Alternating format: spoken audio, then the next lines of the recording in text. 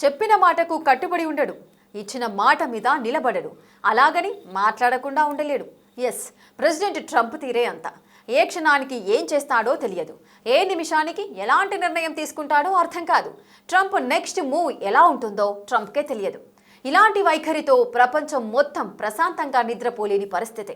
Trump దూకుడు నిర్ణయాలు, అతని చర్యలతో ఒక్క అమెరికానే కాదు, అనేక ప్రపంచ దేశాలు ఇబ్బందులు ఎదుర్కొంటున్నాయి. అమెరికా అధ్యక్ష పదవి నుంచి ట్రంప్ గనుక తప్పుకుంటే మొత్తం గ్లోబ్ సెటరైట్ అవుతుందా?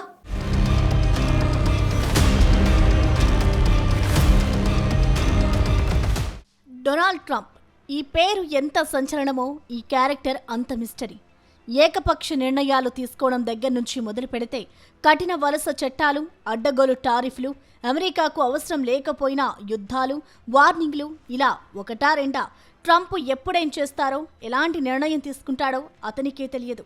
అందుకే అగ్రరాజ్యం అధ్యక్షుడి తీరుపై ఇంతటి వ్యతిరేకత వస్తోంది. సొంత దేశం అమెరికాల్లో నో కింగ్ స్లోగన్ రీసౌండ్లో వినిపిస్తే రాజకీయ ప్రత్యర్థి వర్గం డెమోక్రాట్లు ఏకంగా ట్రంప్ని అధికారం నుంచి దించేయాలని అనుకుంటున్నారు. అమెరికాకు అనిపిస్తున్నది దాదాపుగా ప్రపంచ దేశాలన్నిటికీ అనిపిస్తోంది.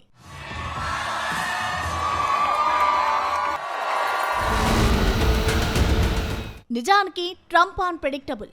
ట్రంప్ నిర్ణయాలు ఎంత వేగంగా ఉంటాయో అంతే వేగంగా కాంట్రవర్సీగా మారిపోతాయి. ఇన్నాళ్లు వీటన్నిటినీ భరించిన అమెరికా ప్రజలు ఇప్పుడు భరించలేకపోతున్నారు.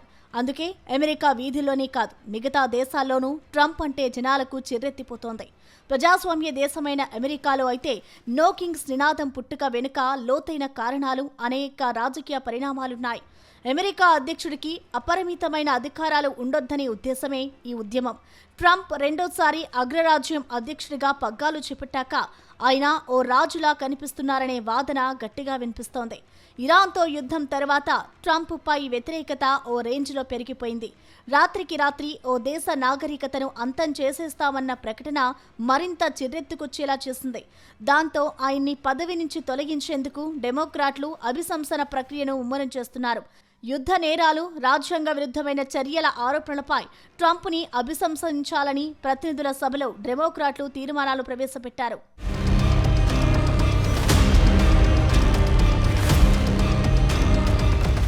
President Trump Iran, Yemen, Syria లాంటి దేశాలపై అనాధికారికంగా యుద్ధ చర్యలకు దిగారని, అమెరికా ప్రజాస్వామ్యానికి ముప్పుగా మారారని డెమోక్రాట్లు ఆరోపిస్తున్నారు. ట్రంప్ తన తొలి టర్మ్లో 2 సార్లు అభిశంసనకు గురయ్యారు. ఇప్పుడు 3వసారి అభిశంసించేలా డెమోక్రాట్లు ప్రణాళికలు వేస్తున్నారు. ట్రంప్పై చర్యలు తీసుకోవడానికి వీలైనంత త్వరగా ప్రతినిధుల సభలో ఓటింగ్ జరపాలని భావిస్తున్నారు. కొందరు రిపబ్లికన్ సభ్యులు కూడా ట్రంప్ చర్యలపై అసంతృప్తిగా ఉన్నప్పటికీ సెనేట్లో వాళ్ల ఆధిపత్యమే ట్రంప్కు రక్షణగా నిలుస్తోంది. అభిశంసనతో పాటు ట్రంప్ని పదవి నుంచి తొలగించాలని కొందరు డెమోక్రాట్లు డిమాండ్ చేస్తున్నారు. అయితే ట్రంప్ మాత్రం తనపై వస్తున్న అభిశంసన ఆరోపణలను రాజకీయ ప్రేరేపితమైనవిగా కొట్టిపారేస్తున్నారు. 2026 మధ్యంతర ఎన్నికల్లో డెమోక్రాట్లు గెలిస్తే తనని అభిశంసించడానికి ప్రయత్నిస్తారని కూడా చెప్పారు.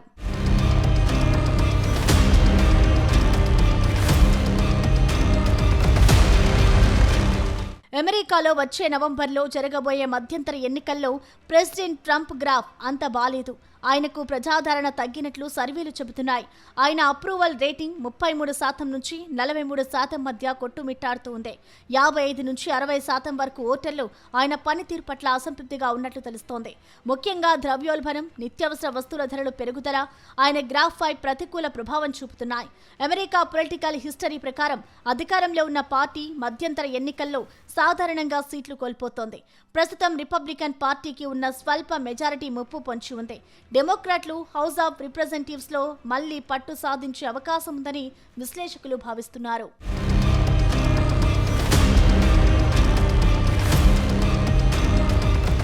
ట్రంప్ మీద ఇంత వ్యతిరేకత ఎందుకు వస్తోంది? అమెరికా ప్రజలకు కూడా చికాకు తెప్పించేలా ట్రంప్ ఎందుకు నిర్ణయాలు తీసుకుంటున్నారు? ఈ ప్రపంచం నుంచి ట్రంప్ ఏం కావాలనుకుంటున్నారు?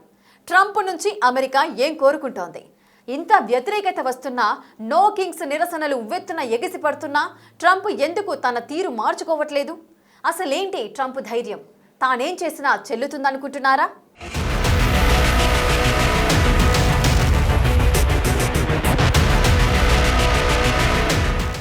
ఇరాన్ మొత్తాన్ని తుడిచిపెట్టేస్తామంటాడు. రాత్రికి రాత్రే సీజ్ ఫైర్కి ఒప్పేసుకుంటాడు. ప్రెజర్ పెంచుతాడు. టెన్షన్ పెడతాడు, ఆఖరి నిమిషంలో డెసిషన్ మార్చుకుంటాడు.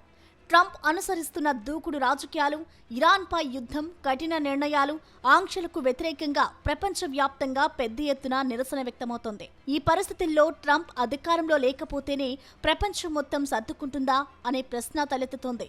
నిజానికి ట్రంప్ పొలిటికల్ స్టైల్ అంతా విధ్వంసమే. పాత పద్ధతుల్ని తుడిచిపెట్టేసి తనకంటూ ఓ కొత్త పంతాను ఎంచుకుంటున్నారు. ట్రంప్ హయాంలో అమెరికా తన మిత్ర దేశాలైన నాటో, యూరోపియన్ యూనియన్లతోనూ ఘర్షణ పడుతోంది. అమెరికా ఫస్ట్ అనే నినాదంతో టారిఫ్ యుద్ధం ప్రకటించారు. ఇది భారత్ లాంటి అనేక అభివృద్ధి చెందుతున్న దేశాలను సైతం ప్రభావితం చేసింది.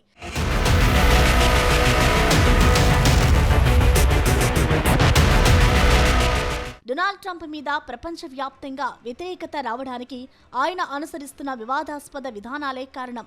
ఆయన రెండోసారి అధ్యక్ష బాధ్యతలు చేపట్టిన తర్వాత తీసుకున్న కొన్ని నిర్ణయాలు అంతర్జాతీయంగా తీవ్ర చర్చకు దారితీశాయి. అమెరికా ఫస్ట్ విధానంలో భాగంగా దాదాపు 66 అంతర్జాతీయ సంస్థలు ఒప్పందాల నుంచి అమెరికాను తప్పించారు. ఇందులో వాతావరణ మార్పులపై పోరాడే సంస్థలు కూడా ఉన్నాయి. ఇది ఇతర దేశాలకు ఆగ్రహం కలిగించింది. వెనిజులా లాంటి దేశాల్లో సైనిక జోక్యం చేసుకోవడం, గ్రీన్లాండ్ను అమెరికా భూభాగంగా మార్చుకుంటామని బెదిరించడం లాంటి చర్యలు ఇతర దేశాల సార్వభౌమాధికారానికి భంగం కలిగిస్తున్నాయని ప్రపంచ దేశాలు భావిస్తున్నాయి. అమెరికాకు దశాబ్దాలుగా అండగా ఉన్న యూరోపియన్ దేశాలు, ఇతర మిత్ర దేశాలతో ట్రంప్ వ్యవహరిస్తున్న తీరు ఆ దేశాల మధ్య ఉన్న నమ్మకాన్ని దెబ్బతీసింది. ఐక్యరాజ్య సమితి లాంటి సంస్థలకు నిధులు తగ్గించడం కూడా తీవ్ర వ్యతిరేకతకు కారణమైంది.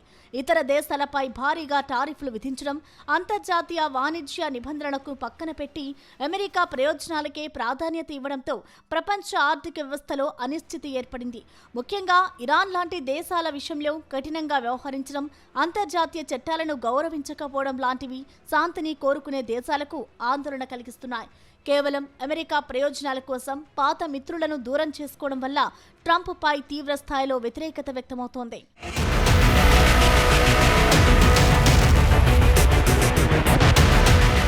ట్రంప్ గనక తన దూకుడిని ఇలా కంటిన్యూ చేస్తే రాబోయే రోజుల్లో ప్రపంచ దేశాలు అనేక సవాళ్లు ఎదుర్కోవాల్సి రావచ్చనే విశ్లేషణలు వినిపిస్తున్నాయి.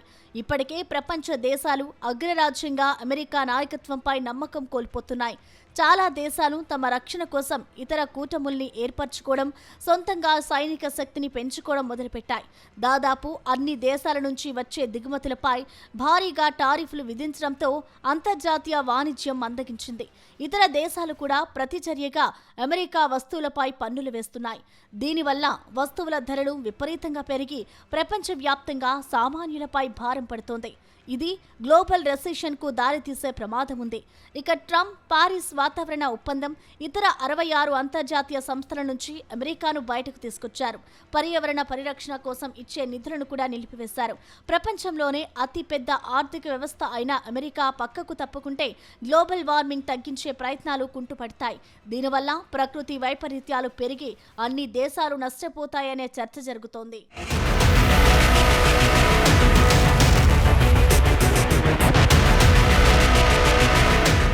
అంతర్జాతీయ సహాయ సంస్థలకు నిధులు నిలిపివేయడం వల్ల ఆఫ్రికా, ఆసియాలోని పేద దేశాల్లో లక్షలాది మంది ఆకలితో అలమటించే పరిస్థితి రావచ్చు. తాను అనుసరిస్తున్న విధానాలు అమెరికాను బలోపేతం చేస్తాయని ట్రంప్ భావిస్తుండొచ్చు. కానీ అంతర్జాతీయంగా చూస్తే ఇదొక అస్థిరమైన ప్రపంచ క్రమానికి పునాది వేస్తోంది. సహకారం ఉండాల్సిన చోట వివాదాలు పెరగడం వల్ల అభివృద్ధి కుంటుపడి సంఘర్షణలు పెరిగే ప్రమాదం ఉందంటున్నారు.